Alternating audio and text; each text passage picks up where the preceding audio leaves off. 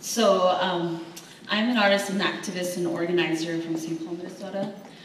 Tonight I stand before you as a Hmong American feminist, queer, lesbian woman at our 16th annual Hmong National Development Conference. I'm deeply honored and privileged to receive the Impact Award.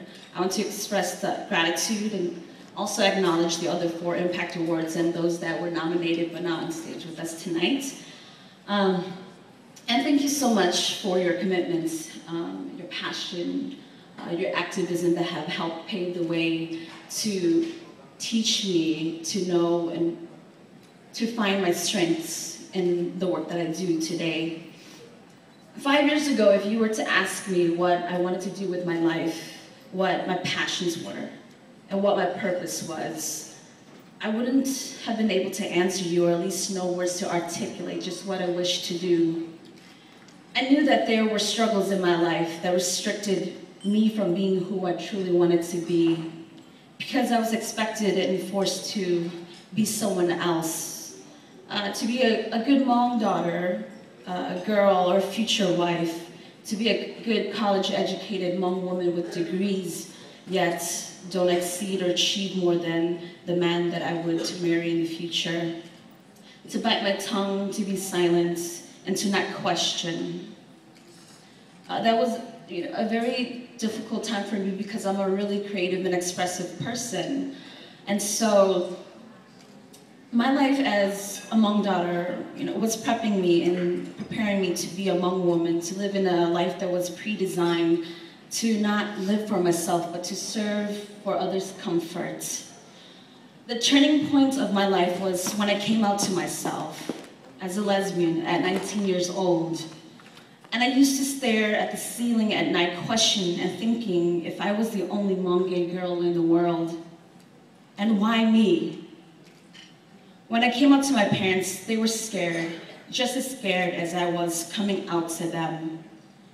And I was scared because I didn't know if they would still love me the same or love me anymore. The haunting words from my mom, which I'm sure she had her reasons to say to me,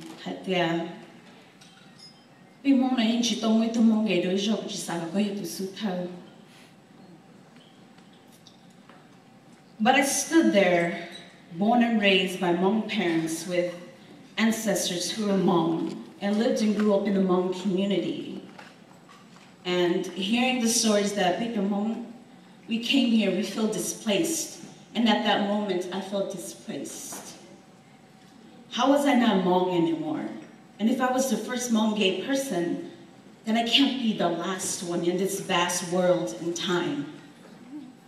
After coming out, what I didn't know then, but now I know, my parents were also coming out too, trying to understand and grasp their experience in having a Hmong daughter who was a lesbian. And especially, how would their families and the Hmong community react and treat them as parents, and me. They wanted to protect me from harsh words and harm, but instead, not knowing how to embrace me, they told me to hide this part of me. I also reached out to LGBTQ organizations in Minnesota, but they were all white, and they turned me away because they didn't know how to serve and support this Hmong part of me. I felt lost. I felt displaced. So I had to make a very heart-wrenching decision to move to the Bay Area, California, and lived my life there for 4 years, and where that really helped me discover and embrace myself. I found my strength, my independence, and definition. And then in 2008, I decided to come back home to Minnesota and repair relationships with my parents and my family, and get involved with my Hmong community because I was searching for what is it to be Hmong and still be lesbian. So I remember lying alone at night thinking if I was the only Hmong gay girl in the world.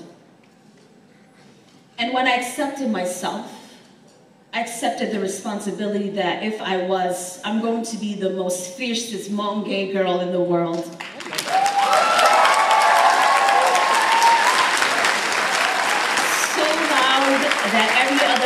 lesbian, gay, bisexual, transgender, and queer, and people would hear me and see me.